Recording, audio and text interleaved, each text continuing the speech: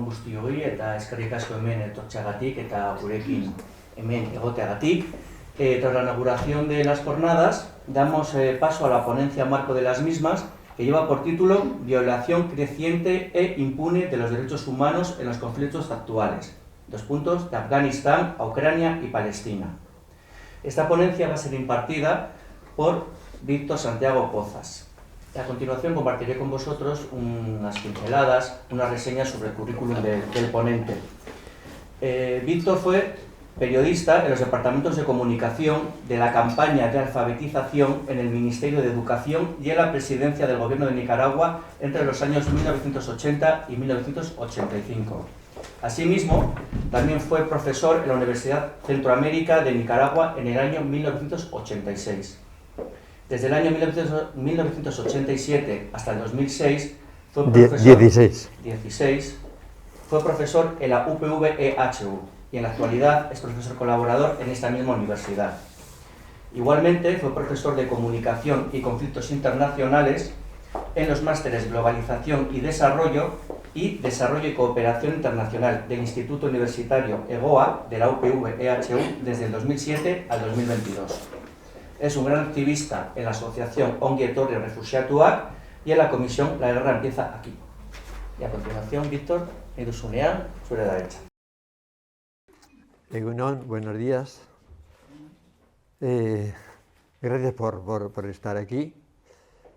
Mi idea, veis el título, es partir de los conflictos actuales para ver cómo se han desarrollado los conflictos actuales y cómo esos conflictos, los grandes conflictos actuales, y lo centro no en Afganistán, sino en lo que se llama, después lo desglosaré, lo que Estados Unidos ha llamado las guerras contra el terror, que también se podrían llamar las guerras del terror, pero bueno, Estados Unidos, el nombre que le ha dado es guerras contra el terror, que van desde en 2001 hasta 2021. Y después, la guerra que en 2022 comienza en Ucrania, que todavía sigue, y las guerras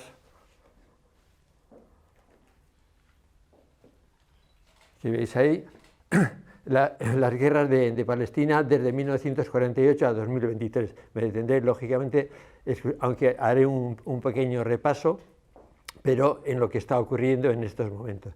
Cómo el hilo de los derechos humanos se ha ido degradando a lo largo de estos 23 años, hasta un punto que en estos momentos se cuestiona, está absolutamente ya cuestionado la validez que puedan tener. Fijaros lo que estoy diciendo. Muchos hablan ya de la muerte de la Convención de Ginebra y de la muerte de la Declaración Universal de Derechos Humanos con lo que está ocurriendo, pero no ha comenzado ahora con la guerra en Palestina, en Gaza. Comienza con las guerras contra el terror. Mi tesis fundamental va a ser esa. Es mi tesis, es la tesis que muchísima gente que estamos trabajando en ello se está viendo, en Naciones Unidas se está viendo.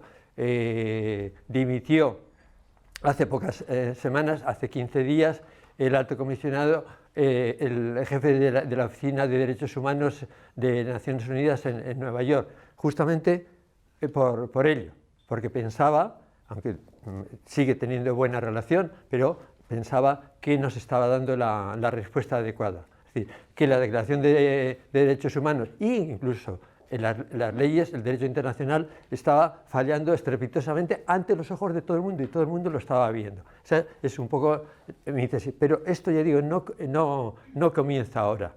Ahora ha sido un poco la gota que ha desbordado el vaso. Y todo el mundo lo está viendo, al menos, cuando digo todo el mundo, no todo el mundo lo está viendo. Se está viendo en lo que se llama el sur global.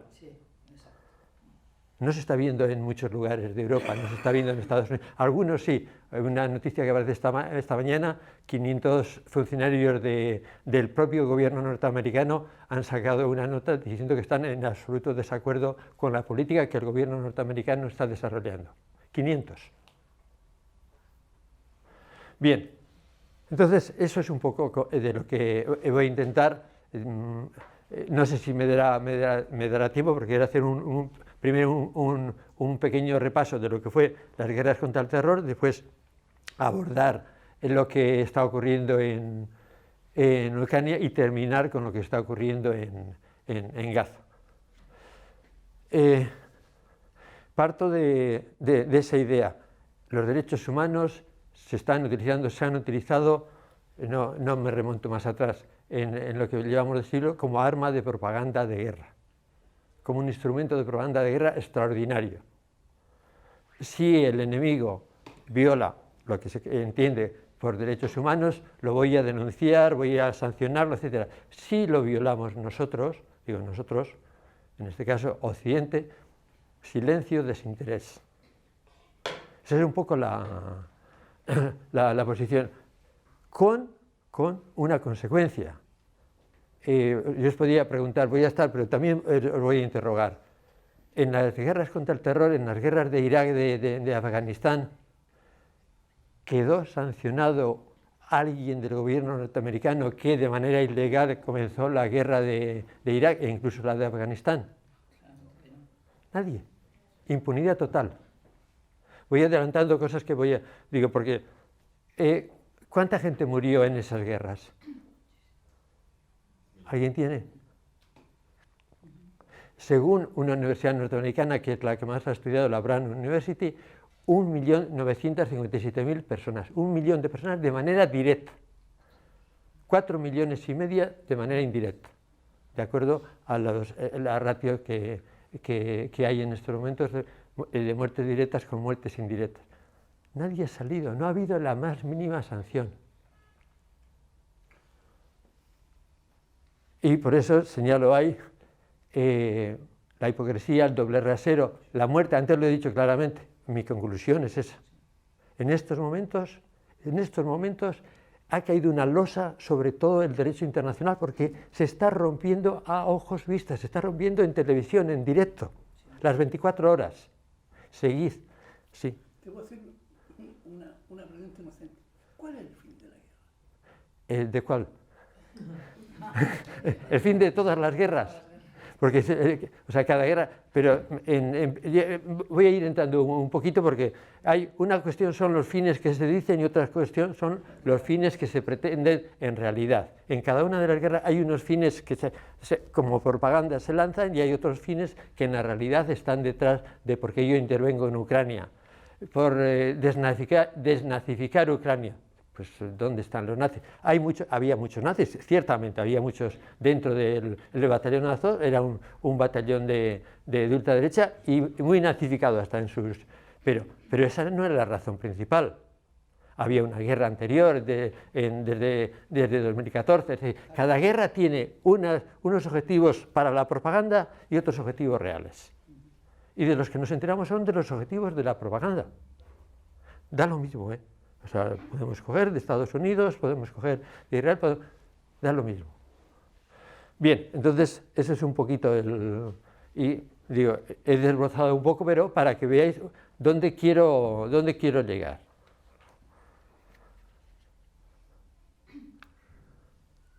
¿Veis? No lo he inventado yo, Global War on Terror, es el nombre que lo dio Estados Unidos. Y voy a utilizar este modelo de propaganda y manipulación en conflictos bélicos que está sacado tenéis ahí, Arthur Ponsonby, posiblemente no os suene, tiene un libro tan reciente como que fue escrito en 1928, está recién traducido, el año pasado se tradujo al castellano, pero yo lo estoy utilizando ya desde que comencé con esto hace 30 años. Porque ya estaba, se podía pedir, estaba la fotocopia original del libro, se ha traducido, es recién traducido, se titula Falsedades en tiempos de guerra. Era un lord británico que se dedicó a investigar cómo tanto los aliados como el Imperio Germánico habían desarrollado la propaganda en la guerra. Y más o menos veía que coincidían en las formas, en las estrategias de propaganda que habían llegado. Anne Morelli es una historiadora belga que lo que hizo fue actualizar esas ideas de Ponsonby y ponerlas, diríamos, en un librito que se publicó aquí también a principios de este siglo, en Hondarribi, en una editorial que ha desaparecido. Los 10 principios elementales de la propaganda de guerra. Y después Chomsky y Herman, que lógicamente son mucho más conocidos, donde tienen uno de los textos más importantes sobre la propaganda, el modelo de propaganda que ellos desarrollan, y de alguna manera es el que da fuerza, después lo voy a comentar, algunas de las ideas a la hora de analizar cualquier conflicto. Cualquier conflicto, estoy pensando en conflictos bélicos. Y esto, yo he entresacado de todos ellos lo que me ha parecido que de alguna manera se corresponde mejor a la hora de analizar los conflictos modernos. Siempre se va a comenzar, nadie quiere la guerra, incluso aunque sea preventiva. Cuando Estados Unidos entra en Irak era para prevenir ataques con armas de destrucción masiva. No estaban, no existían, pero no querían hacer la guerra, pero fueron allí. Y de cara a la pregunta que te decía, que hacía, se justifica la intervención militar como una forma de detener masacres, traer la paz, la democracia, pero se ocultan motivos reales. ¿Qué motivos ha dado ahora? Antes os he dicho los motivos que Putin dio para invadir Ucrania. Digo, los motivos de Estados Unidos, y después voy con los motivos de Estados Unidos para invadir Irak, ¿cuáles fueron? Las armas de destrucción masivas, ¿no? Después hay... Que ahí están los tres. Sí, no, pero quien dio los motivos, quien puso los motivos, quien manda, manda. Después veréis la fotografía y no, había 4, no solamente, estaba también Barroso, el portugués. Los 3 de las Azores eran 4. Bien. Entonces, nosotros no, nuestra posición es defensiva, incluso humanitaria. Defendemos nuestros valores. Netanyahu está defendiendo la democracia de Israel, la existencia de Israel, y llegó a decir, bueno, lo sigue diciendo, la seguridad en todo el mundo. La seguridad en el mundo. Pues realmente, si en algún momento está inseguro el mundo, es hoy. No solamente por la intervención en Gaza, sino por las intervenciones anteriores, por lo de Ucrania, la situación, y por las anteriores, porque donde se ha roto absolutamente todo fue en las guerras contra el terror, sobre todo con una invasión. El mayor crimen cometido en este siglo contra la humanidad ha sido la guerra de Irak. No hay mayor crimen. Estamos pensando que a partir de ahí son cientos de miles los muertos, y impunemente. Entre comillas, fijaros lo que está ocurriendo en Gaza, pero es que aquello no nos enteramos, nadie se enteró. Vimos imágenes al principio, pero esa matanza de personas, ¿cuándo ha salido Estados Unidos de Afganistán? En 2021. ¿Qué hacía allí desde el 2001? Ni ellos mismos lo sabían. Hay declaraciones de generales que dicen, no sabemos lo que estamos haciendo. Están recogidas. Y después, claro, si quieres invadir un país, si quieres entrar en un país, necesitas deshumanizarlo, necesitas humanizar. Si vas a bombardearlo, deshumanízalo. No, son animales, no son personas. No son personas. Entonces, es lo peor. Normalmente en inglés utilizan una palabra evil, son el mal. Pero el mal como concepto es un concepto filosófico, teológico, por decirlo de alguna manera. El mal, ¿qué es el mal? Hay personas malvadas, hay maldades, hay atrocidades. Pero el mal, por excelencia. Y después, en torno a eso, si el enemigo es quien realiza esas atrocidades, voy a contarlas, voy a narrarlas con detalle, incluso con humanidad, de manera que todo el mundo una y otra vez, se van a repetir una y otra vez. Voy a exagerar y voy a inventar. Ejemplos los vamos a ver. Un ejemplo como el de Irak es muy difícil, o sea, una mentira tan grande es muy difícil que otras veces, pero se tragó. Y tú decías, Aznar la defendió públicamente en televisión. Os digo, confiad en mí, toda la información que tengo es esta. Entonces, y a partir de ahí se puede, ya digo, se puede manipular el miedo. El miedo es un concepto fundamental en la propaganda. Si tú instauras ese miedo, del miedo al odio se pasa en muy poco tiempo. Está muy relacionado. Entonces, el miedo, ahora hablando de Hamás, son el mal, es el ISIS. Claro, me adelanto de cosas que voy a... El ISIS es, de alguna manera, la identificación del mal, justamente, por el tipo de... Pues ya entraremos en detalle. El Hamás es mucho más que eso. Mucho más que eso, tiene relaciones con medio mundo. Con otro, un cuarto del mundo no, ese cuarto del mundo es Occidente, pero con el resto tiene relaciones internacionales. Hace poco, bueno, tiene su sede tranquilamente en Qatar, delante de la principal base norteamericana en el Golfo. Jamás. ¿Y lo saben? ¿Cómo que lo saben? Muchas negociaciones las negociaciones se están haciendo allí sobre el tema de los cautivos. Bien, ya digo, pero sobre todo en la propaganda lo más importante no es lo que se cuenta ni cómo se cuenta, es lo que se oculta.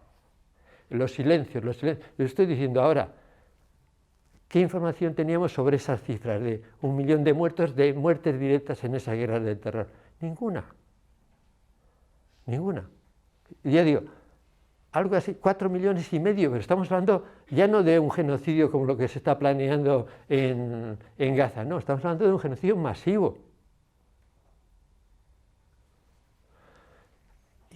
Y hay una guía básica, que es la que plantean Hermann, las víctimas valiosas y las víctimas no valiosas en las guerras. ¿Cuáles son víctimas valiosas? Las que hace el enemigo. Porque de ellas puedo hablar, puedo distorsionar, puedo comunicarlo, puedo aumentarlo. Las víctimas no valiosas para mí no son valiosas, para mis intereses, las que hacemos nosotros. ¿Por qué? Porque si las saco a relucir, estoy tirando piedras contra mi tejado.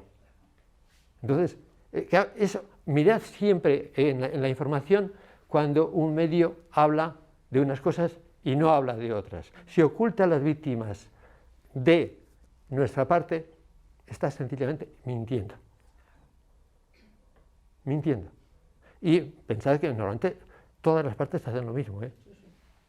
Hay estudios, he dirigido algún estudio de alumnos en EGOA que analizaban, comparaban la comunicación en el asedio a Alepo, que estaba asediado por el gobierno sirio, una dictadura, y bombardeado por la aviación rusa, con el asedio a Mosul, que estaba asediado por Estados Unidos, el ejército iraquí, los peshmergas kurdos, y bombardeado por la aviación norteamericana. Las mismas información exhaustiva en el caso de Alepo sobre las víctimas que se estaban produciendo en Alepo, ninguna información de las víctimas que se estaban produciendo en Mosul. Y después no adelanto cifras, pero veréis las comparaciones, las cifras que hubo en un otro lugar dejan pequeño las cifras de Gaza. A ver.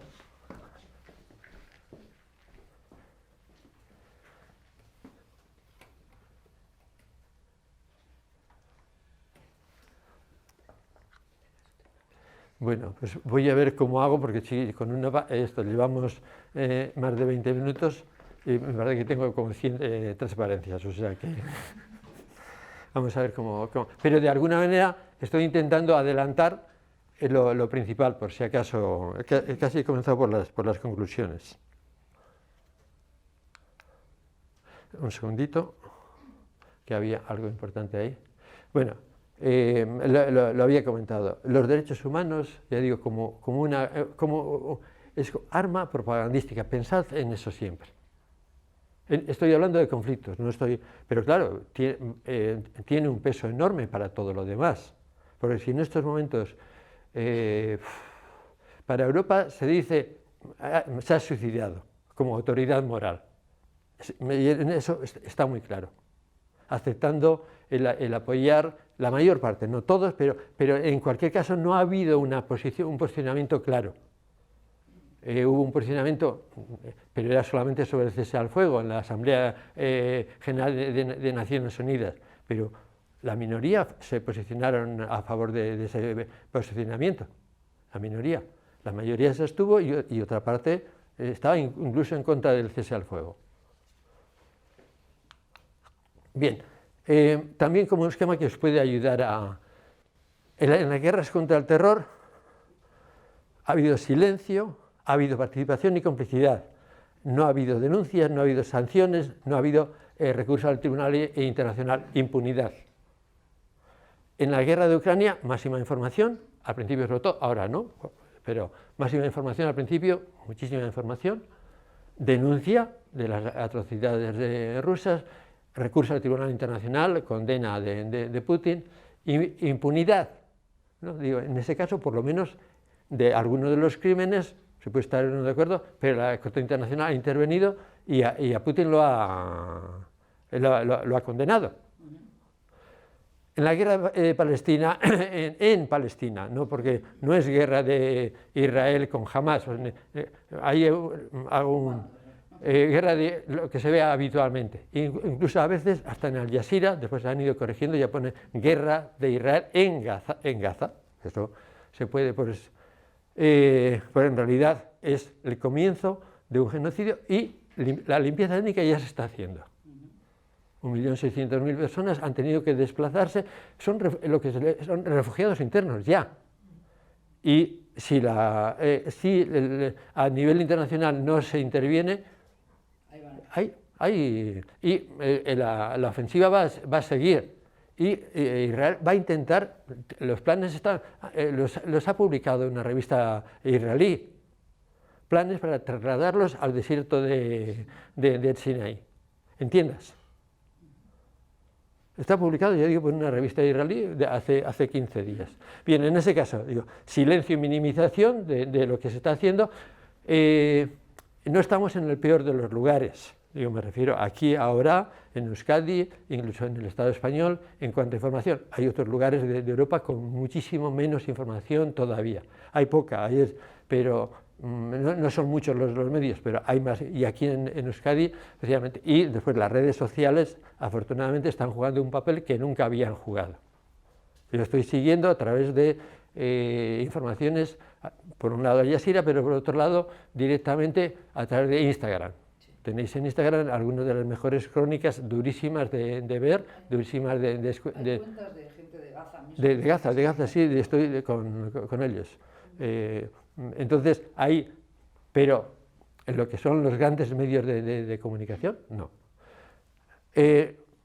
Participación, complicidad y defensa, porque una parte, Gran Bretaña, Alemania, sobre todo en Europa, si queréis en algún momento hablamos del papel de Alemania, pero y por supuesto Estados Unidos, que es quien lleva también en este caso la voz cantante o la complicidad mayor. Ya digo, esa respuesta, esa denuncia de 500 funcionarios directos del gobierno norteamericano hablan de eso, es decir, si algún día se llega es copartícipe del genocidio y de la limpieza étnica. No hay sanciones, ni ha llegado todavía. Parece que entre Argelia y algún otro país parece que quieren interponer ante la Corte Internacional. Pero la Corte Internacional no ha hecho absolutamente nada. En el caso de la invasión de Rusia, obró con mucha rapidez, lo que es la burocracia de la ONU, y en poco tiempo, en pocos meses, se condenó a Putin. De momento, hasta ahora, hay impunidad total. Bien, las guerras contra el terror, es un poco como en nuestra guerra, la entrada que hizo George Bush a la hora de lanzarla. Nuestra guerra contra el terror comienza con Al-Qaeda, pero no termina ahí. No terminará hasta que todos los grupos terroristas de alcance global hayan sido encontrados, detenidos y derrotados. ¿Es el primero 20 minutos o son? Primero, vale. Les he pedido que me dieran cada 20 minutos el tiempo, digo, para avanzar más cosas. Aquí hay una cuestión muy importante que voy a insistir en ella más tarde, pero en cualquier caso quiero adelantarla. Las guerras contra el terror se hicieron guerras contra grupos terroristas como Al-Qaeda o Al-Qaeda.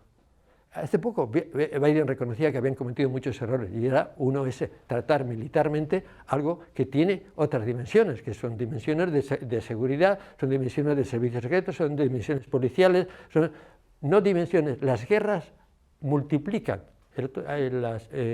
Esta semana pasada entrevistaban en Al Jazeera a un congresista norteamericano, no recuerdo ahora, había sido marine en Irak, congresista demócrata, y él decía, los estudios que tenemos nosotros en estos momentos dicen que en las guerras que hemos estado, por cada terrorista que hemos matado, se ha multiplicado por 10 el número de terroristas.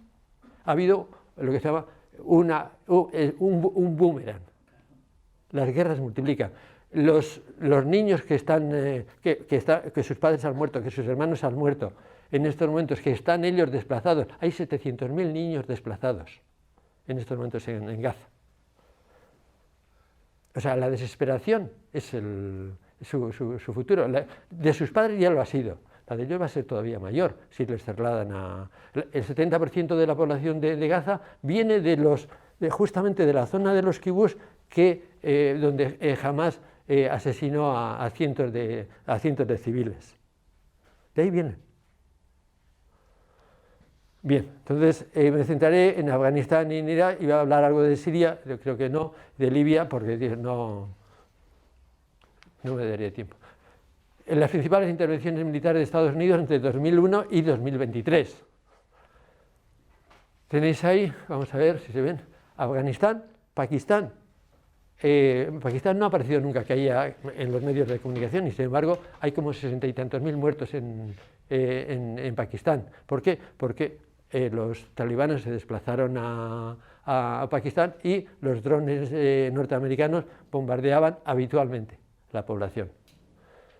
En Siria, Libia, Yemen y Irak, ¿me aparece ahí? Sí, aparece, sí, está ahí, medio oculto, debajo de Siria. Yemen y Somalia. ¿Qué común denominador tienen todos esos países? Todos son musulmanes. ¿Es una casualidad? En geopolítica no hay casualidades. No hay casualidades. Hay una casualidad que 3, 4 de ellos tienen petróleo. Esa es una coincidencia. Además resulta que son Somalia no, pero Libia, Siria, Irak. En Siria... Todavía no se ha explotado a su pleno rendimiento, pero hay también. ¿Quién está sacando en este momento el petróleo de Siria? Las tropas norteamericanas. Hay tropas norteamericanas en Siria en estos momentos. Hay bases norteamericanas. Un cuarto de Siria está ocupada por tropas norteamericanas. No son muchos soldados. Tienen de apoyo a un grupo kurdo. Un grupo kurdo progresista. Bien. Y un pequeño dato también como contexto. El presupuesto militar de este año del Pentágono es esa pequeña cifra, 858.000 millones de dólares. Mayor que de los 5 siguientes, y eso que China tiene 250.000 millones de dólares de presupuesto de este año. Bien, voy a pasar rápidamente, pero sí quiero detenerme un poco partiendo de lo que decía. En Afganistán, entre 2001 y 2021. En 2021 es cuando sale, hace 2 años, cuando salen las tropas ya con Biden. La estrategia humanitaria señala impulsar la democracia, liberar y defender los derechos de las mujeres, pero lo principal, y lo reconocen después, fue vengarse. Fue vengarse. Una respuesta, pero vengarse de Afganistán, pero si los terroristas eran de Arabia Saudí, pero claro, de Arabia Saudí Pues estaba la familia de Bin Laden, el padre de Bin Laden vivía Bush padre le sacó inmediatamente, le sacó en aviones tranquilamente de Estados Unidos para que no hubiera ninguna posibilidad de que jueces les pudieran relacionar. Digamos, son hechos, no es... eso, no había... no había otra razón para entrar en... Al-Qaeda estaban los dirigentes, quienes lo habían organizado, los atentados, lo habían organizado en Alemania, en España y sobre todo en Estados Unidos. De haber bombardeado algún país, eran todos saudíes. Lógicamente necesitas, como digo, un enemigo deshumanizado para poder bombardear bien a la población. Las políticas reaccionarias de los talibanes, todo el mundo las reconoce. Vamos, todo el mundo en Occidente, no están inventadas, no es cuestión sencillamente de sacarlo o no sacarlo a la luz. En ese momento se saca. Pero, señalo ahí, las políticas tanto judiciales, etcétera, reales en la calle de los talibanes son políticas, comparando la legislación que los talibanes estaban teniendo con la legislación de Arabia Saudí, estaban calcadas, porque la legislación de Arabia Saudí es de un radicalismo muy fuerte, pero era el aliado principal de Estados Unidos en el mundo árabe, ahora un poquito menos. Y aquí, lo principal, por eso digo, en el silencio es donde está lo más importante. Son víctimas no valiosas porque son las que estamos causando nosotros. ¿Por qué voy a tener que dar información al respecto? No, lo oculto. Al Jazeera era el primer momento que sale. Al Jazeera en ese momento, en la primera guerra de Irak, en 1991, estaba la CNN solamente. Pero ya en esta, en el caso de Afganistán, ya estaba Al Jazeera. Al Jazeera estaba dando una información muy distinta a lo habitual, a la de la CNN. Entonces bombardearon por casualidad, por error, las oficinas. En la guerra de Irak, Al Jazeera envió las coordenadas al ejército norteamericano, es decir, para que no os equivoquéis, volvieron a bombardearla. Sí. La cifra que esa universidad, que os decía, Brown University, da de muertos, killet es muertos, en realidad no son muertos, son matados o, mejor, asesinados. Un killer en las películas es el asesino, vamos.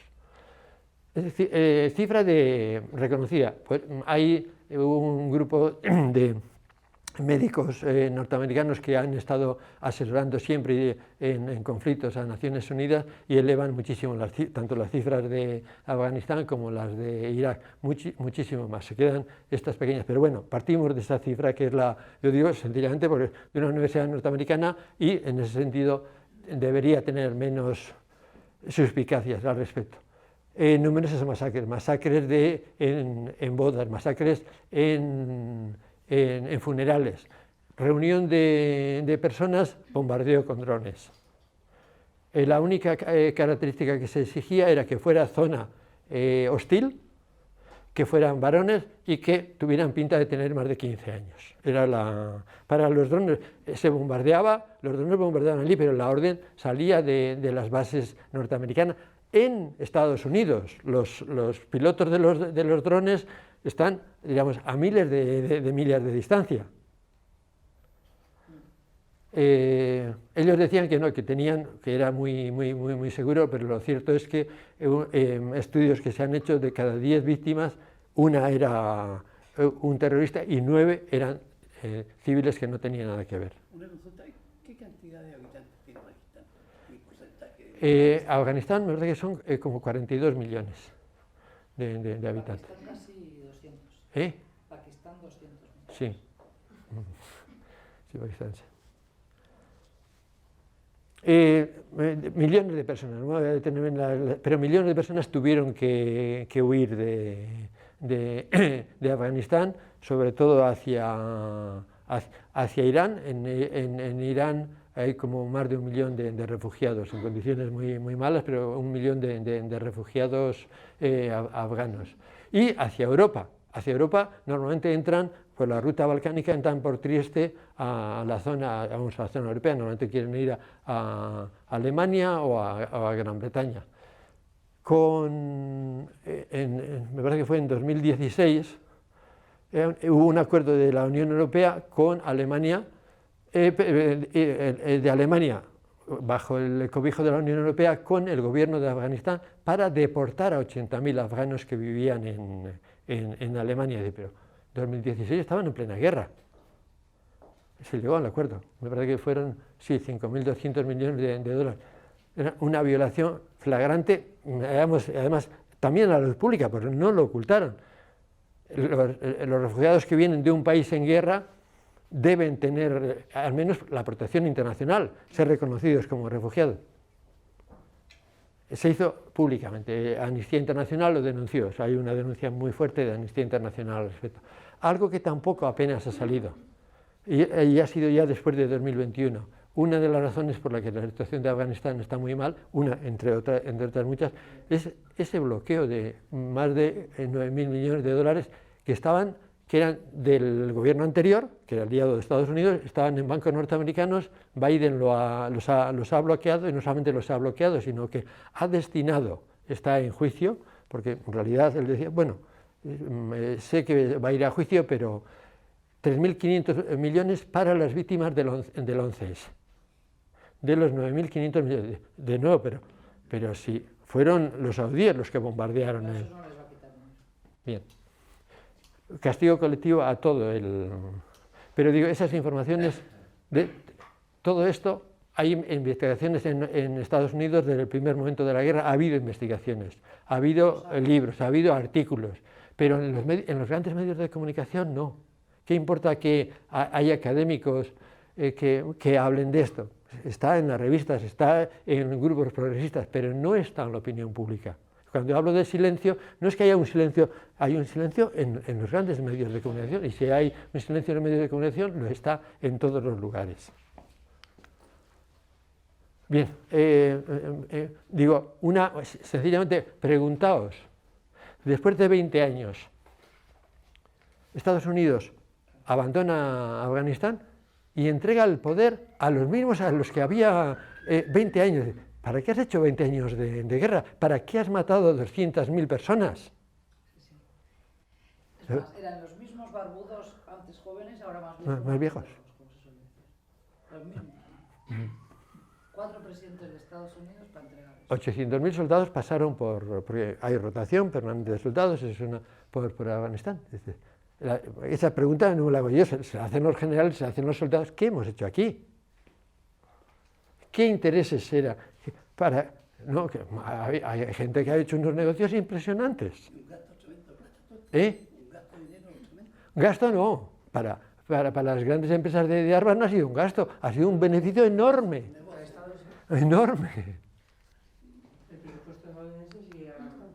Tenéis ahí información sobre todo sobre las guerras sucias en la época de Obama. Obama firmó 17.000 penas de muerte. El premio de la paz. En guerras sucias. Ese periodista Jeremy Scahill es un periodista norteamericano. No es ni ruso, ni chino, ni de aquí. Es norteamericano. Y en ese otro libro, Los papeles de Afganistán, también recoge un poco, es el resumen y el análisis de todos los documentos que se han ido haciendo públicos, los papeles de Afganistán. Bien, en Irak paso de nuevo, porque esto ya digo son los más... ha habido, en realidad, desde 1990, la guerra no ha terminado todavía, se sigue combatiendo en Afganistán, perdón, en Pakistán, contra el ISIS sigue todavía, y en el norte sigue ocupando una parte del norte, Turquía, en Siria y en Irak. Me centro en la Segunda Guerra, lo que fue realmente lo que llaman, pensad, una invasión y ocupación de Irak se llama Operación Libertad para Irak. Ocupas el país y el nombre que le das Libertad para Irak. El lenguaje en la comunicación lo hace todo. salen cuando salen en el primer momento, porque después han regresado con el visto bueno del gobierno, ahora la relación es amistosa, y dejan al frente del gobierno a los que son los aliados de Irán, son los que están en el gobierno de Irak. De nuevo, es decir, o sea, ¿qué película nos habéis estado contando durante mucho tiempo si estáis dejando a los que son vuestros enemigos, les estáis dejando otra vez en el gobierno? No hablo de Afganistán, hablo de Irak. El nombre que dio Bush el primer día: comienza hoy una operación especial militar bombardeando Bagdad. Ese fue el nombre. ¿Os recuerda la operación especial algo, no? Digo, es el nombre que Rusia ha dado, sigue dando a la invasión en Ucrania. Así con esa... Fue una sorpresa porque yo no me había dado cuenta anteriormente, y al escuchar lo de Putin, digo, pues alguien había dicho eso años antes. Estrategias de propaganda usadas. Aquí, ya digo, lo más importante fue la manipulación directa que se hizo públicamente. Eso está en la Asamblea General de Naciones Unidas, Colin Powell, diciendo: aquí tengo una muestra de las armas de destrucción masiva. ¿Veis el botecito ese que señala? Después reconoció que había sido el mayor disparate de su vida. Pero ya tarde, o sea... No, lo reconoció años después. Y tuvo que decir, y eso, e incluso que rechacé el discurso que me habían preparado, que literalmente lo cito, me parecía una mierda, pero aún así lo que hice después no fue menos. Él reconoce, pero ya, más tarde.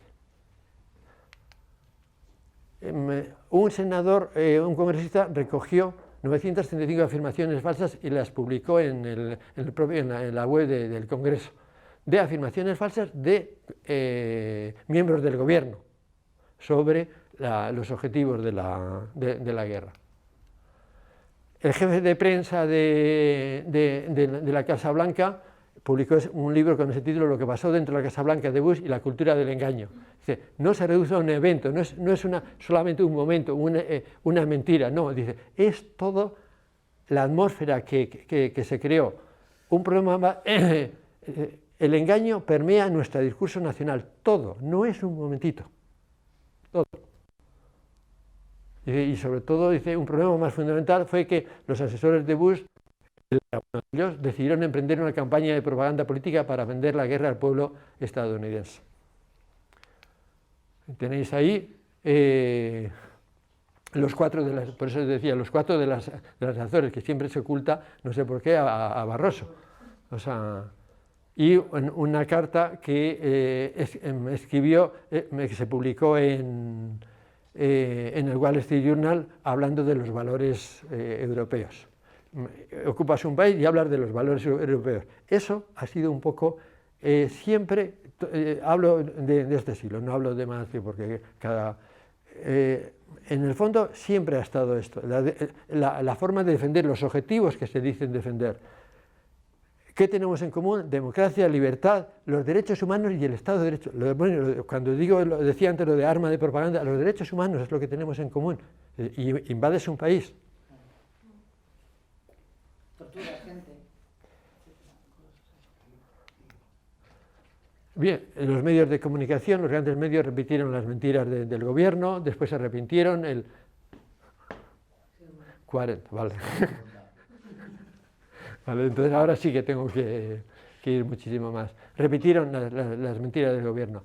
El New York Times, todos se arrepintieron después, pidieron disculpas, etcétera, pero el mal ya estaba hecho.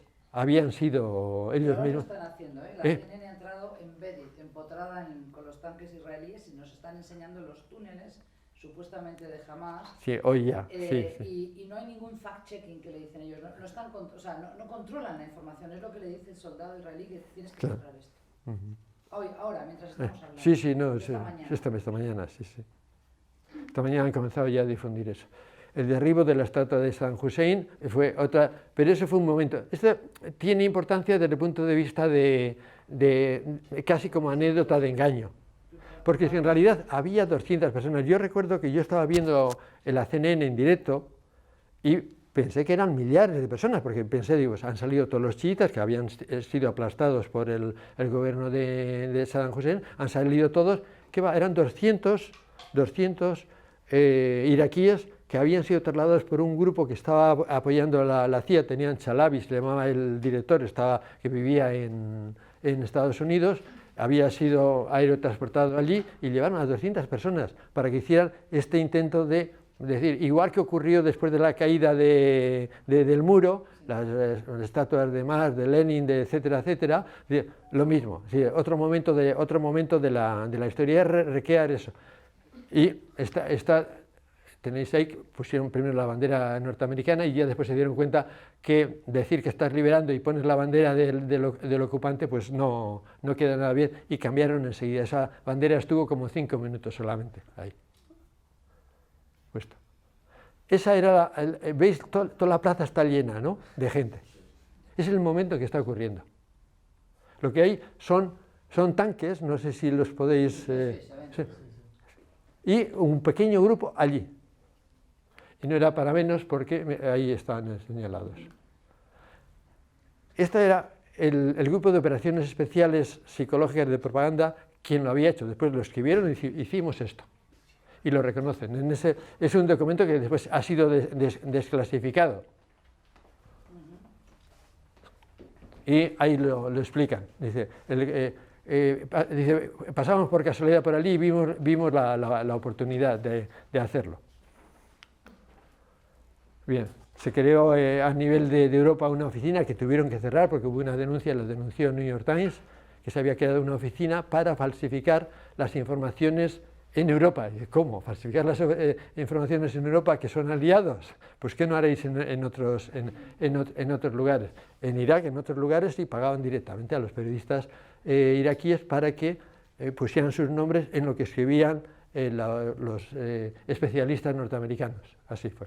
El Lincoln Group, un grupo una empresa de relaciones públicas norteamericana, especialista en ello. Y después, como estaba ocurriendo, como normalmente cuando veáis siempre en televisión militares, pensad quién les ha pagado, porque en este caso quien lo denunció fue el New York Times. Denunció que antiguos generales, etcétera, estaban hablando como comentaristas, como expertos, y en realidad estaban recibiendo dinero tanto de los lobbies como que no hablaban sencillamente porque eran expertos. Entonces, detrás de los analistas del experto es la mano oculta del Pentágono. Y todavía los documentos están asequibles en el New York Times. Estrategia de demonización era fácil con Saddam Hussein. Saddam Hussein era un dictador, pero le acusaron también de ser aliado de Al-Qaeda, ¿no? Lo que había hecho era ahorcar a mucha gente de Al-Qaeda, porque era un gobierno laico, un gobierno, y con todo lo que era el universo islamista no quería saber nada, todo lo contrario, digo, ejecutó y colgó a muchos terroristas de Al-Qaeda. Sí había utilizado armas químicas contra los kurdos en el norte, pero armas químicas cuyos materiales se les había dado, sobre todo, empresas alemanas. Y que nadie protestó en Estados Unidos. En aquel momento no, porque se enfrentaba, fue en la guerra contra Irán, se enfrentaba al oso mayor, al ogro mayor que era en ese momento Irán. Estrategia humanitaria, de nuevo, también. Estamos quitando un dictador, llevamos la democracia y la libertad a Irak y la democracia y derechos humanos en Oriente Medio. Todavía Blair, que se ha medio arrepentido, todavía reconoce que hicimos algo bueno, quitamos un dictador, sí, y los millones de muertos. Estrategia de silencio, lo mismo. Es lo que os decía antes, la invasión ha sido ilegal, no se han sacado ninguna conclusión, no se ha castigado a absolutamente nadie, crímenes de guerra cometidos por las tropas invasoras y por los gobernantes que dirigieron la guerra. Si hubiera justicia algún día, Aznar, Blair son copartícipes. Os decía, el bombardeo destrucción directamente de oficinas de prensa. En este caso, 315.000 muertos. multiplicarlo por 4,5, que es lo que, ya digo, es el ratio y os sale 1 millón y pico de víctimas indirectas. Ya digo, el grupo de médicos norteamericanos lo eleva mucho más, casi hasta 2 millones. Destrucción del país, también millones de personas desplazadas, fueron como 10 o 11 millones de personas desplazadas fuera del... Y ahora hay una guerra de baja intensidad. Bien, entonces voy a pasar, digo porque si no... Son de este mismo año todavía enfrentamientos que hay en algunas zonas con grupos del ISIS que todavía están allí, y también en el norte enfrentamientos de Turquía con gente miembros del PKK que son del Kurdistán. En Siria, sencillamente, en Siria ha sido quizá el momento donde parecía una pequeña guerra mundial.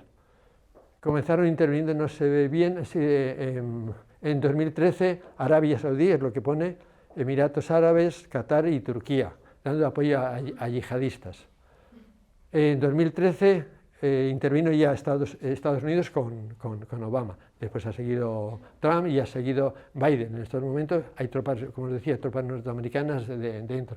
Y la coalición internacional que ha estado bombardeando hasta 2021, desde 2014 a 2021. Reconocen ellos unos 30 y tantos mil bombardeos, operaciones de bombardeos. Rusia fue decisiva la intervención en 2015 porque estaba a punto de caer el Assad, y si no hubiera sido por esa intervención no estaría. Turquía sigue interviniendo, intervino hace unos años ocupando zonas del norte y sigue presente. Zonas de seguridad. ¿Para quién? Para ellos. Y todavía en la zona de Idlib la controlan ellos. Es una provincia de Siria, pero está controlada por Turquía, justamente lo que está junto al mar al norte de Siria. Y intervención directa de Israel en Siria. El año pasado hizo más de 100 bombardeos. Y, no, sí, y ahora recientemente sí. Sí. Y por otro lado, también Estados Unidos, ahora con lo de Gaza, ha bombardeado varias bases supuestamente de organizaciones pro-iraníes que están en territorio sirio. Bien, estrategias de demonización, en este caso también, como en el caso de Saddam Hussein, acusar al Assad de dictador, pues es, vamos, no hay ninguna pega al respecto. A acusarle de compararle con Hitler, la utilización de armas químicas. Recuerdo en un momento que se le acusó estaba Obama y había dicho que si se utilizaban armas químicas era la línea roja. Hubo una acusación y no intervino porque sabía que no había confirmación al respecto, que era una denuncia que estaban haciendo. Cuando hablo ahí de estrategias humanitarias, las dificultades que tenía Estados Unidos, porque quienes estaban combatiendo sobre todo eran organizaciones yihadistas. Y ha habido silencio fuerte sobre bombardeos de la coalición internacional y la complicidad con grupos terroristas, complicidad de grupos terroristas también, y esta cita casi seguro que no la conocéis. Estrategia de silencio rota por Biden. ¿Cuándo? En octubre del 2014, en la Universidad de Harvard, una conferencia que dio, y en las preguntas le hicieron a algunos estudiantes: silencio roto por Biden sobre la complicidad de grupos yihadistas por parte de gobiernos aliados de Estados Unidos. Y os voy a leer toda la cita porque merece la pena, yo digo, como un ejemplo de lo que se dice públicamente y después lo que en realidad... Apoyó a los mujahidin en Afganistán, apoyó a estos grupos y los apoya Arabia Saudí porque no era a quitar a Bashar al-Assad. Entonces, mientras me sirve, lo apoyo y después lo suelto. No, la cuestión es que en este caso se soltó. Biden de vez en cuando es lenguaraz y se soltó.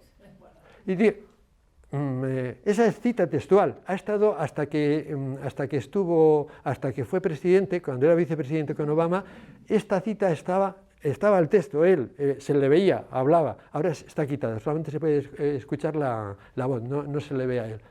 Nuestros aliados en la región han sido nuestro mayor problema en Siria. ¿Quiénes son nuestros amigos? Los turcos han sido grandes amigos, tienen relación con Erdogan, con los saudíes, con los Emiratos. ¿Qué han hecho? Estaban tan decididos a derribar al presidente que han entregado cientos de millones de dólares y decenas de miles de toneladas de armas a todos los que luchaban contra el Assad, el criminal este, sin tener en cuenta que la gente a la que se entregaba el dinero y las armas era Al-Nusra y Al-Qaeda. Lo reconoce. Claro, al día siguiente Erdogan puso el grito en el cielo. Porque Erdogan me dijo, tienes razón, hemos permitido pasar a mucha gente por nuestro territorio, ahora estamos intentando bloquear eso. Al día siguiente, ya digo, Erdogan puso un grito en el cielo, como decir, no le llamó borracho de puro milagro, por haberlo dicho públicamente. Pero entraba, la gente iba de Europa, iba de Marruecos, de Túnez, volaban a Ankara, volaban a Estambul y después se trasladaban por tierra y entraban, no había ningún problema. Bien. Con Gaddafi ocurrió algo de lo mismo, se exageró lo que estaba haciendo, porque después Amnistía Internacional, que había denunciado había denunciado una acusación que era que las tropas de Gaddafi tenían la orden de violar masivamente a mujeres. Amnistía Internacional, como ya había sido engañada anteriormente, a veces por el gobierno norteamericano con este tipo de información, hizo un estudio exhaustivo. Había habido violaciones, que sí había habido, pero que no se encontraba en ningún momento un modelo en absoluto, que no se encontraba. Exageraciones y falsedades. Esta información de arriba, aquí la recogí, he puesto estos dos medios británicos, uno de centro izquierda y otro de derechas, que recogen lo de las violaciones masivas de mujeres y que Gaddafi iba a matar a 500.000 de personas, dicen los rebeldes. Eso fue clave para que en Naciones Unidas se aprobara cielos abiertos sobre... para que los aviones de la OTAN pudieran bombardear tranquilamente después, que eso no fue lo que aprobó, eran cielos abiertos sencillamente para evitar que los aviones de Gaddafi volaran, pero se bombardearon las tropas, etc. Se excedió la resolución de Naciones Unidas y de ahí que después, poco tiempo después, China y Rusia, cuando llegó la votación al Consejo de Seguridad con el tema de Siria, ahí vetaron. En el caso de Libia se abstuvieron y por eso salió adelante. Bien, voy a señalar sin más las consecuencias, el silencio sobre las guerras, ya he hablado, sobre las consecuencias que son estas y sobre la violación masiva de los derechos humanos en estas. Vamos a ver, millones de víctimas, tenéis los datos aquí a continuación, voy a ir pasando, esto es un poco, esto también de esa universidad y de un autor que es el que más ha ido trabajando en ello. 4,5 millones de víctimas indirectas, 38 millones de personas desplazadas, 38 millones de refugiados de las guerras. Y dicen, nos quedamos cortos. Es un dato conservador, pero 38 millones que después han tenido que emigrar a las zonas, normalmente la gente se queda más bien en la zona, o a Europa. Entonces, con los consiguientes problemas del viaje, lo que significa de las muertes que en el Mediterráneo se están produciendo, en la zona de los Balcanes, etc. Y después ya los 8.000 trillones, dice ahí, en inglés son 8.000 billones de dólares. Tenéis las cifras por cada uno de Afganistán, Irak, Siria, Yemen, Libia. 971.000 personas matadas directamente. Eso es en total. Países de estudios, Afganistán, con lo que os decía antes, la situación humanitaria es desesperada. De Afganistán, de Yemen lo mismo. En Yemen no intervino directamente, sí, a través en la guerra de los drones contra Al-Qaeda, pero ha sido Arabia Saudí. De aquí, de Bilbao, del puerto de Bilbao, salieron 18.000 toneladas de armas entre 2016 y 2018. Se consiguió a través de unas acciones que hizo sobre todo Greenpeace, el grupo este que os decía antes de Ongi Etorri ayudó, pero solo fue la acción de Greenpeace la que se hizo a nivel internacional, se ataron las anclas del barco, etcétera, y lo que se consiguió en ese momento es que algo que salían de aquí, pero se trasladaron a Santander, el puerto siguiente donde salían las armas fue Santander. Ahí La gente de Santander también hizo lo mismo, incluso algo que no hizo el Parlamento vasco, en el Parlamento, que era un Parlamento de centro-derecha, pero tenían el recuerdo de una explosión que hubo en el siglo pasado en Santander que voló media ciudad. Y entonces, como ese problema decretaron que no les parecía bien que estuvieran saliendo armas desde Puerto Santander. Se trasladaron la salida de armas a Motril y a Sagunto. Desde ahí han seguido saliendo armas para Arabia Saudí. Pero en este caso, ya digo, fue Arabia Saudí, no directamente Estados Unidos. Libia, un estado reventado en estos momentos, sigue siendo un caos. Hay dos gobiernos, iban a hacer elecciones, no se ponen de acuerdo. Ha habido una guerra casi intermitente entre milicias. Las milicias tienen muchísimo poder, más que los gobiernos locales, dos gobiernos, uno en cada parte del país. Bombardeo de ciudades. Lo pongo esto porque en cuanto veáis esto os va a recordar algo de lo que estamos viendo ahora en Gaza. Infraestructuras, hospitales, energía y agua. Normalmente Estados Unidos, siempre que ha bombardeado, siempre que ha invadido un país, lo primero que hace es destruir las infraestructuras. Porque si destruyes la electricidad, destruyes el agua, y destruyes todas las conexiones en estos momentos de Internet, etcétera, estás aislando ese país, estás aislando la posibilidad de información, estás llevando a una situación de starvación a la gente. Eso siempre ha sido su estrategia, bombardeos masivos al principio. Después, digo, en el caso, eso ya fue después. Esos 34.790 ataques aéreos fue desde 2014 hasta el 2021. Después de la invasión fue en 2003. Ciudades enteras destruidas, Mosul, Fallujah, Ramadi. En Irak, en Siria, Alepo Este, como les decía antes. Casas, en Mosul, destruidas en total 130.000 casas y 5.000 edificios.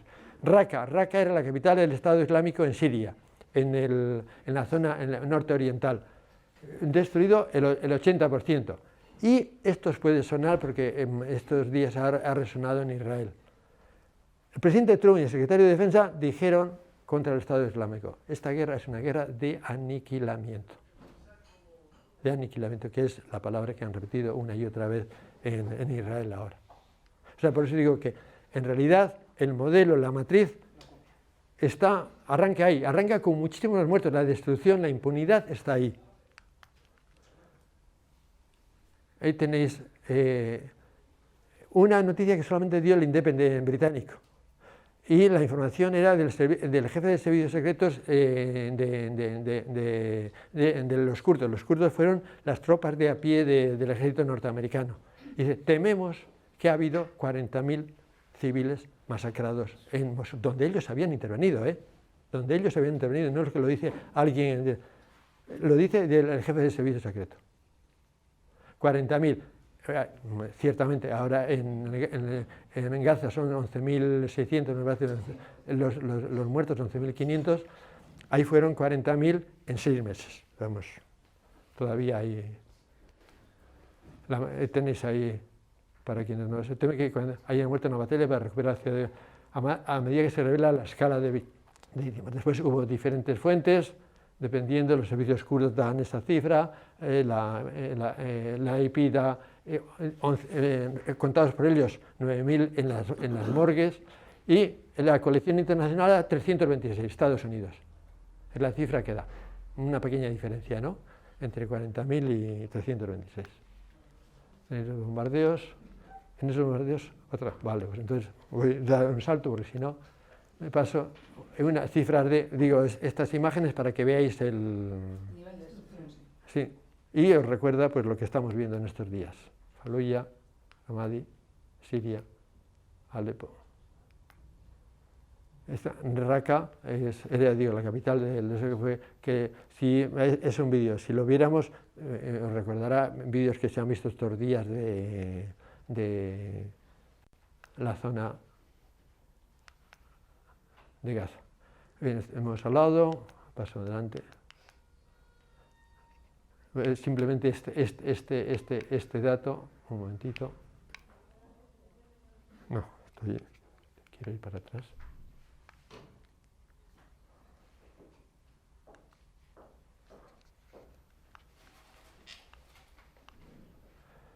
El resultado de, os decía antes, 37 millones de personas refugiadas. Claro, pero muchos de esos han venido hacia Europa. En estos momentos, entre 2014 y 2023, las cifras oficiales de Naciones, estas son cifras de Naciones Unidas, como veis ahí, han llegado casi 2.700.000 y las muertes son 33.000 en 9 años. Desde el 93, antes de, son 56.000, pero las muertes principales han sido en los últimos años, después de estas guerras. Y la procedencia, mirad de dónde vienen. Los primeros, de Siria, Afganistán e Irak. ¿Cómo le recibe la Unión Europea? Pues tenéis algunos, perdón. Meloni acaba de llegar a un acuerdo con el gobierno de Albania para crear 2 centros de detención en Albania. Para según llegan, o sea, que no lleguen a la Unión Europea, que se queden en Albania, para terminar.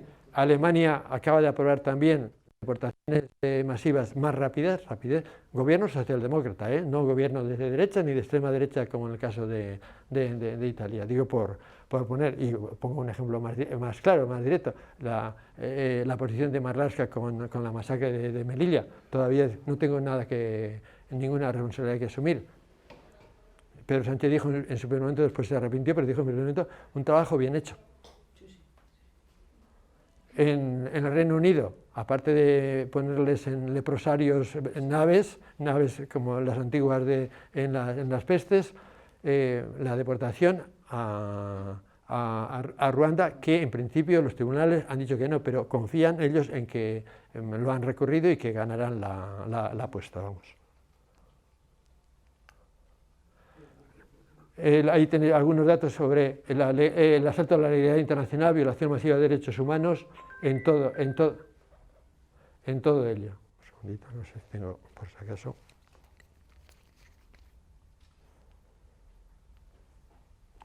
Voy a ponerlo en silencio, que no lo había puesto.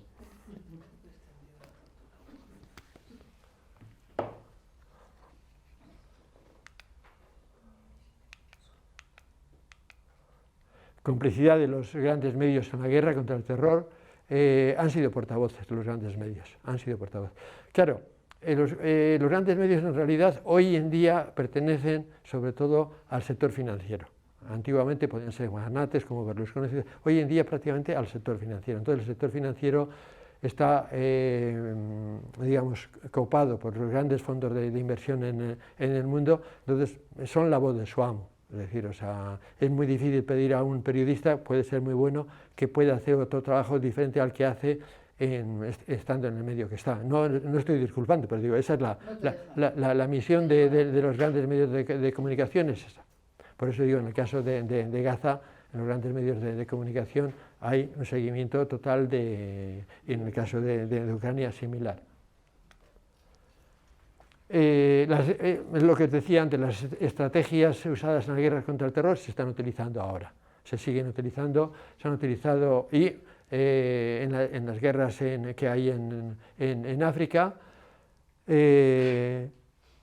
con impunidad total. O sea, saben que a nadie se castigó, entonces en estos momentos por parte de Israel hay otras razones, además, de saber. Después con un pequeño vídeo lo veréis. Este modelo, Rusia lo ha utilizado en Chechenia, comenzó a utilizarlo en Chechenia. Claro, en Chechenia combatía contra combatientes islámicos, yihadistas. Lo utilizó, arrasó Chechenia, arrasó Grozny. Arrasó en la Segunda Guerra, que ha sido en los 9 primeros años de este siglo. En la Primera Guerra tuvo que salir prácticamente derrotado, estaba Yeltsin. Fue Putin el que hizo una guerra más similar a lo que Estados Unidos está haciendo o Israel está haciendo. La guerra de Ucrania, digo, por situarla se han utilizado con diferencias. Aquí que ha habido un cambio. ¿Recordáis lo que os decía al principio?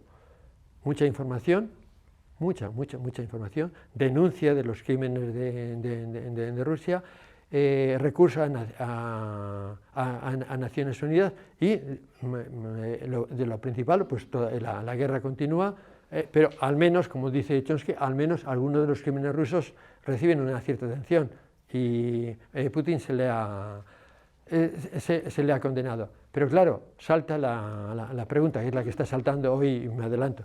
La pregunta es, ¿qué sinceridad tenía todas las afirmaciones, todas las denuncias de Occidente contra Rusia, que eran las denuncias, podían exagerar, etcétera, pero eran hechos reales, crímenes reales? ¿Qué sinceridad? La sinceridad se hubiera visto ahora si estuvieran denunciando los crímenes que se están cometiendo en Gaza de la misma manera. Se estuvieran denunciando, si hubiera una información exhaustiva, como allí la hubo, la información en las primeras semanas, información sobre los refugiados. O sea, a los refugiados se recibió maravillosamente en Europa. En este momento los refugiados de Gaza son los que están siendo desplazados a la fuerza. ¿Os imagináis que en el caso de Ucrania hubiera habido columnas de refugiados cuando salían en las estaciones, etcétera, que hubieran sido bombardeadas por el ejército ruso? Eso es lo que está ocurriendo en estos momentos en Ucrania. Hay un periodista norteamericano que le pregunta al portavoz de la Casa Blanca que por qué no se condena a Netanyahu, teniendo en cuenta que en menos de un mes ha matado más de la cantidad que Rusia en 2 años. Le dicen cuál es el rasero, cuál es la diferencia de por qué condenar a uno y no condenar a otro. El portavoz le responde de que esos paralelismos dentro de la Casa Blanca no les hacen, ¿no? Ellos no van a condenar a Netanyahu. Ahí tenéis las cifras de muertos en lo que decías tú. En Ucrania, actualización al 9 de octubre de este año. Naciones Unidas, civiles, 9.800, pero 9.000 entre los dos lados. En el lado controlado por el gobierno, es decir, matados por los misiles, las bombas rusas, 7.649. En el lado del Donbass, matados por las bombas del ejército de Ucrania, 2.157. En total, 9.806. Esas cifras no pueden ser ciertas, ¿no? Con toda la... No, esas cifras son ciertas, pero hay esa otra. Hay 500.000 soldados muertos. 500. ¿Qué ocurre? Con diferencia de estas otras guerras, la guerra de Ucrania es una guerra igual que la Primera Guerra Mundial, es una guerra que se está dando en las fronteras. Los misiles de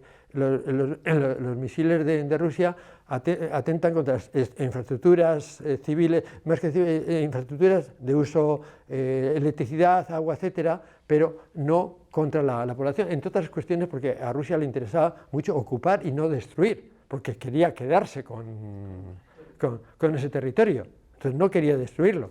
Las únicas destrucciones que ha habido masivas que recuerdan a lo de Gaza fue en el Mariupol, donde se combatió durante meses, y en Bakhmut. Las otras ciudades no, edificios destruidos, pero si veis, se ve un misil que ha caído, etc. Hay muertos, evidentemente, hay muertos. Entonces, pero 500.000 soldados. La gran economía india, China, ¿cómo mira este escenario? En el caso de Ucrania, entre comillas, los dos se han posicionado con Rusia. Así de sencillo. China más, pero el petróleo ruso se está vendiendo a través de la India. Quien lo vende es la India. O sea, en el caso de China ha habido una relación todavía mucho más directa. No hay apoyo militar, pero hay una relación mucho más directa. Han llegado a acuerdos energéticos. Todo lo que antes venía hacia Europa, ahora va eso y más va hacia China. Pero quiero ir más adelante. Entonces, a ver, sí. Bueno, después con las preguntas, no, porque me paso a directamente, no, quiero hablar de esto. Un segundito.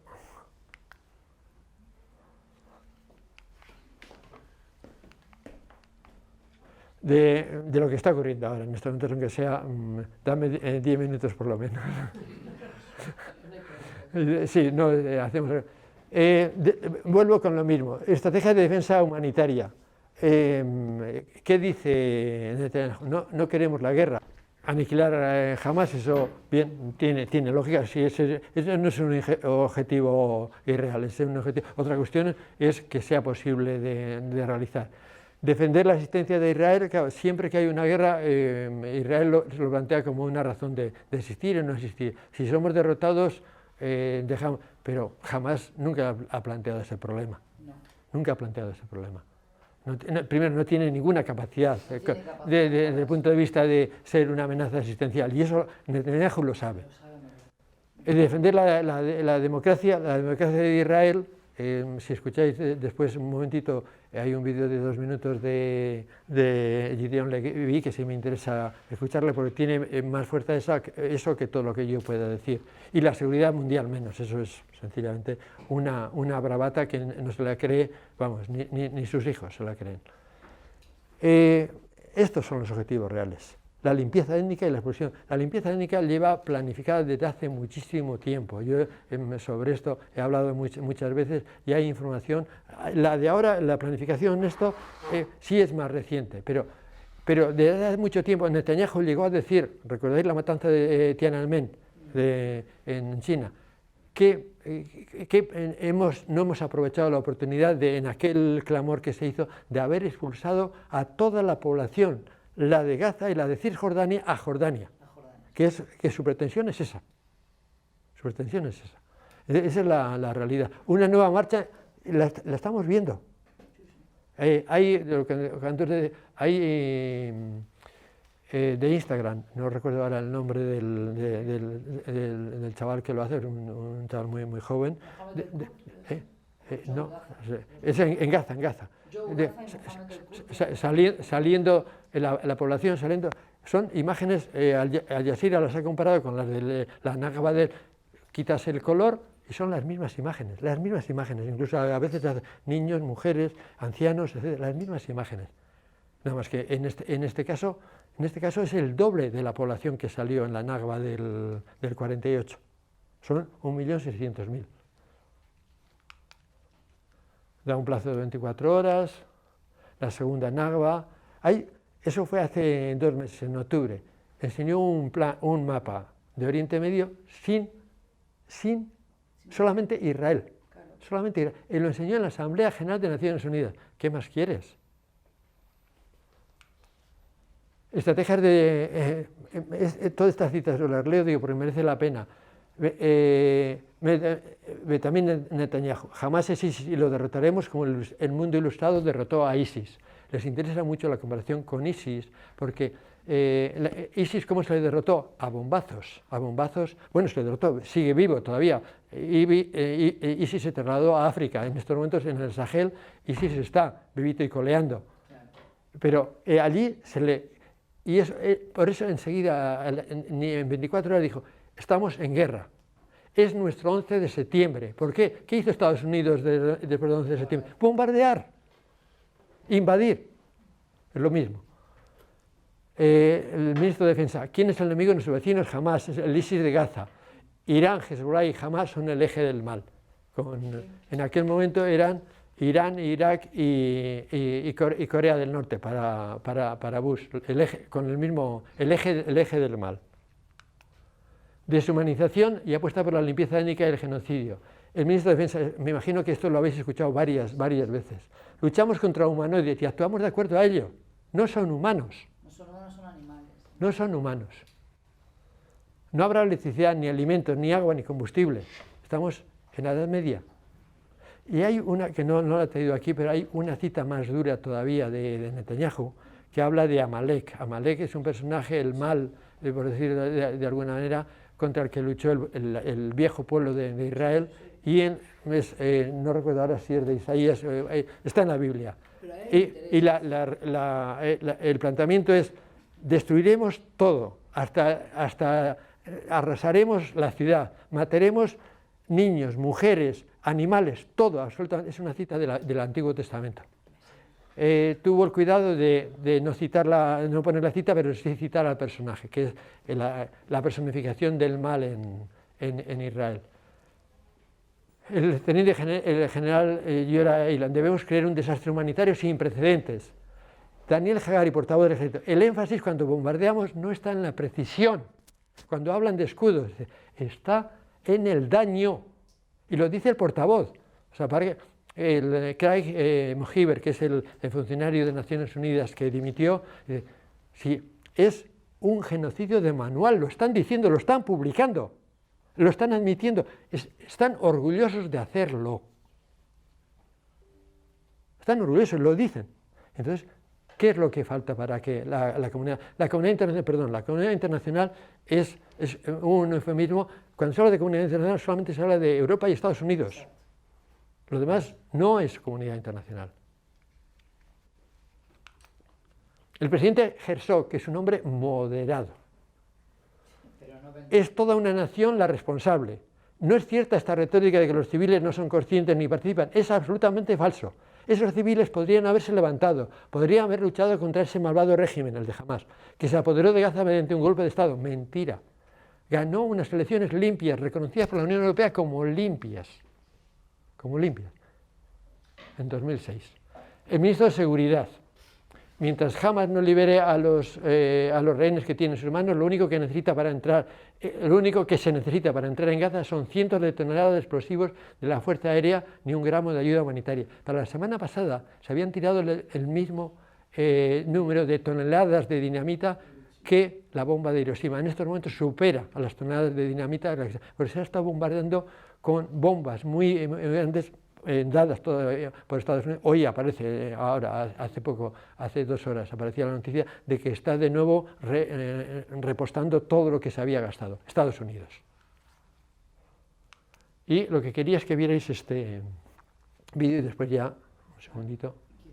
Que es periodista israelí, además. Sí, este es un periodista israelí, yo lo sigo, estuve la primera vez, estuve en Gaza, en Jabalia, por eso.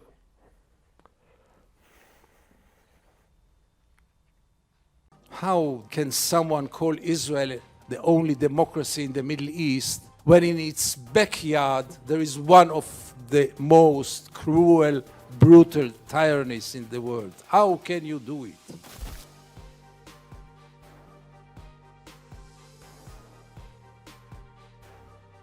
I cannot think about one society which lives in such denial like the Israeli society. Because we are the chosen people, we have the right and nobody is going to tell us what to do. Who is the international community to tell Israel what to do? International law, wonderful thing. It doesn't apply on us. It's obviously the value of we the victims, not only the biggest victims, but the only victims around.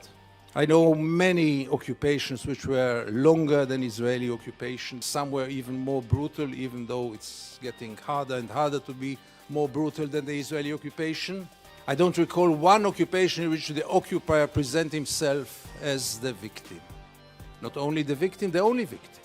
If to quote here the late Golda Meir, we will never forgive the Arabs for forcing us to kill their children. We are the victims. We are forced to kill their children. Poor us. And as the victim and the only victim in history, again, it enables us the rights to do whatever we want, and nobody is going to tell us what to do, because we are the only victims. There is a very deep-rooted value, and this is the very deep belief. Again, everyone will deny it, but if you scratch under the skin of almost every Israeli, you'll find it there. The Palestinians are not equal human beings like us. They are not like us. They don't love their children like us. They don't love life like us. They were born to kill. They are cruel. They are sadists. They have no values, no manners. Look how they kill us. This is very, very deep-rooted in Israeli society, and maybe that's the key issue. Because as long as this continues, nothing will move. As long as most of the Israelis don't perceive the Palestinians as equal human beings, we are so much better than them. We are so much developed than them. And we are so much human than them. As long as this is the case, all our dreams will never become true, as long as this core issue will not change. Para mí sería un poco el resumen del fondo de la cuestión en Israel. Y dice, mientras eso no cambie, Porque eso, para cambiar eso, lo que tendría que haber es un Estado propio de Palestina. Un antiguo director general de inteligencia interna, no de la externa, no del Mossad, tiene otro nombre. Sí. Decía que mientras los palestinos no tengan libertad y un Estado propio, Israel no tendrá seguridad. Lo decía el jefe de inteligencia interna de todo Israel. Entonces, bien, digo, porque otra cuestión es, ¿hay posibilidad de que Palestina en algún momento pueda tener, incluso cambiando, Ahora no hay ninguna posibilidad. un Estado propio? Tenemos 5 minutos para dudas, cuestiones. 5 minutos. Solo 5 minutos. Y yo me tomo, creo que 2. 30 segundos. Bueno, es que hay muchas cosas que el mundo desconoce, ¿no? Israel está siendo siempre apoyado por Estados Unidos. Estados Unidos ha venido formando a mucha gente, militares sobre todo, para el crimen. Nosotros en Colombia, por ejemplo, tenemos la experiencia de Yair Klein.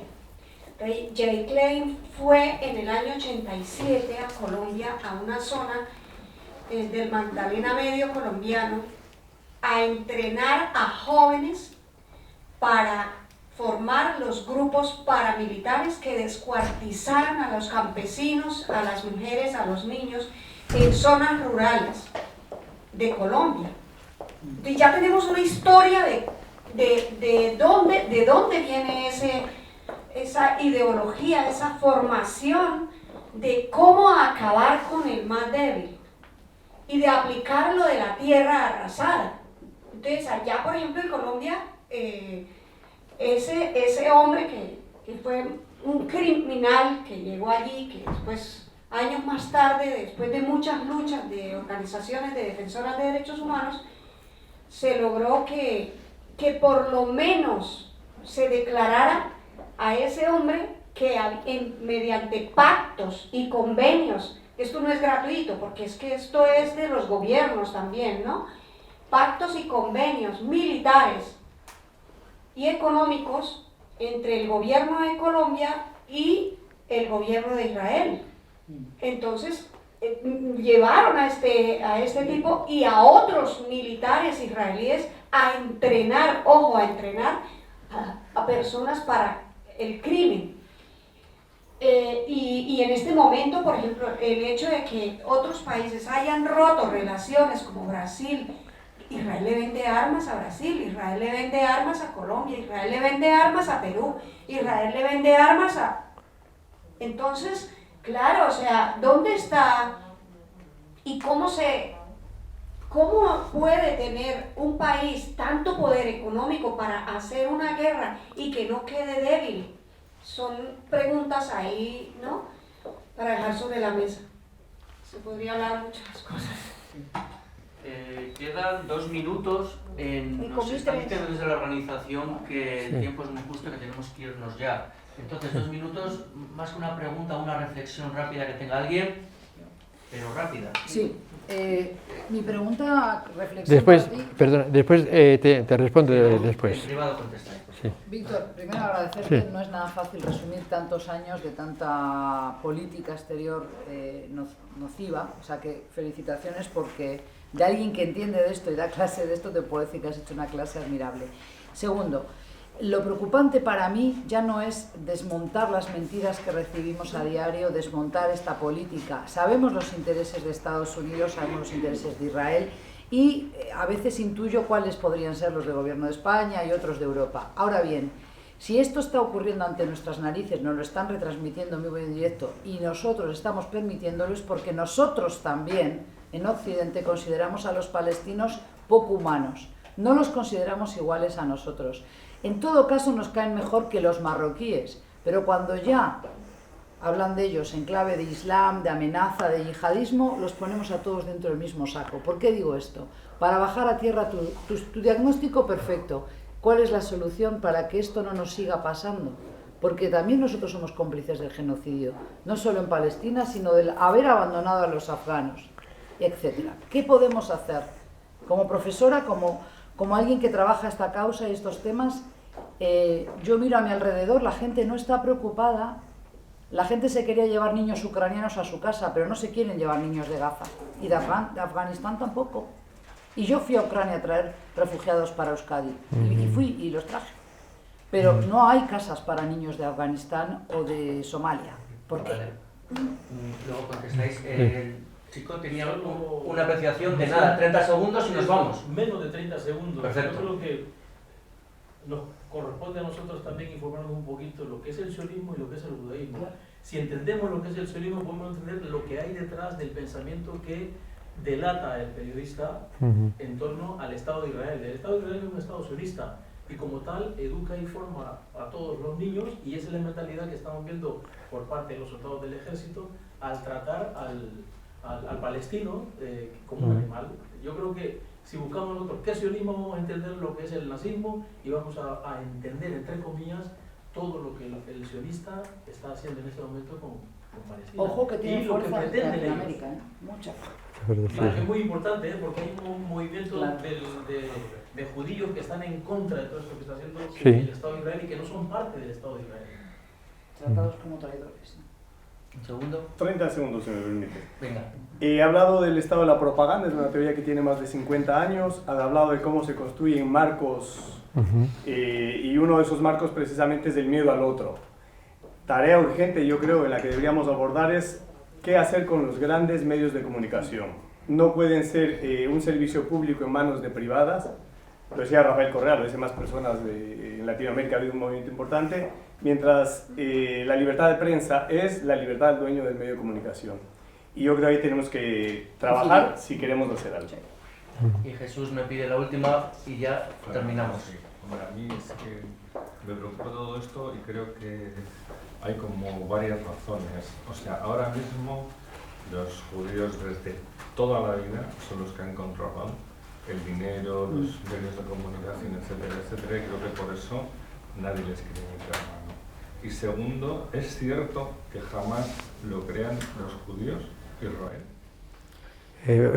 Habría digo, pero en realidad Netanyahu les ha ayudado, no lo crean, les ha ayudado, ha hecho de canal del dinero de Qatar porque le interesaba que hubiera una visión islámica para destrozar a la OLP, que era una sí, eso Netanyahu esto le ha venido de ciña. eso lo han denunciado y al día siguiente de los atentados de Hamas lo denunciaron periodistas en Hares. Tú has hecho, hay un artículo que en la cita estaba ahí de un periodista que dice: te equivocaste entonces cuando les apoyaste como contraparte de la OLP y te estás equivocando ahora cuando le estás diciendo que son ISIS. No, es otra cosa. Eskerrik asko, Víctor, zure txartak.